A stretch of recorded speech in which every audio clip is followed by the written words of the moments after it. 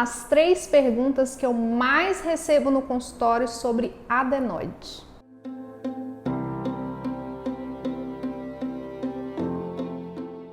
Vamos falar um pouquinho sobre adenoide? Aquela carne esponjosa que forma no fundo do nariz das crianças? Hoje eu vou falar 3 perguntas que eu recebo no consultório sobre adenoide. As principais perguntas. A primeira é: doutora, toda criança tem adenoide? Sim, toda criança tem adenoide. Algumas crianças vão ter um adenoide menor e outras vão ter um adenoide muito grande. Mas ela é tão grande que tranca, que fecha o nariz da criança lá no fundo. E aí ela não vai conseguir respirar pelo nariz. Vai ficar sempre de boquinha aberta, respirando pela boca. O catarro fica preso no nariz, a criança vai roncar e vai gerar toda aquela repercussão na vida da criança. A adenoide ela tem um pico de crescimento entre 3 e 9 anos de idade. E depois disso ela tende a diminuir de tamanho. Mas toda criança vai ter algum grau de hipertrofia desse tecido da adenoide lá no fundo do nariz. Uma outra pergunta que eu recebo muito das mães, das famílias no consultório é: doutora, se meu filho tem adenoide, ele precisa operar? Depende. Se é um adenoide pequena ou se é um adenoide que não está gerando sintomas nessa criança, ela não precisa operar.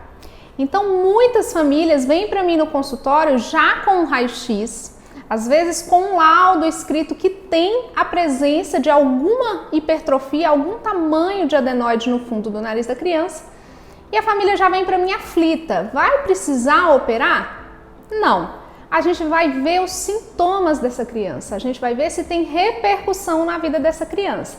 E a gente vai ver se ela responde ao tratamento no nariz. E algumas crianças, sim, vão precisar operar. E a terceira pergunta que eu recebo muito no consultório é: doutora, já que a adenoide vai sumir quando a minha criança crescer, por que a gente vai operar? A criança, ela está numa fase de desenvolvimento. Ela está desenvolvendo os músculos da face, os ossos da cabeça, toda a parte da mastigação. Apesar da adenoide desaparecer quando a criança crescer, todo o desenvolvimento dessa criança está sendo ali na fase da infância. Então, a criança que não respira bem pelo nariz, ela vai ter uma dificuldade de crescimento, porque a criança que não respira bem, ela não dorme bem, ela não tem uma liberação adequada do hormônio de crescimento.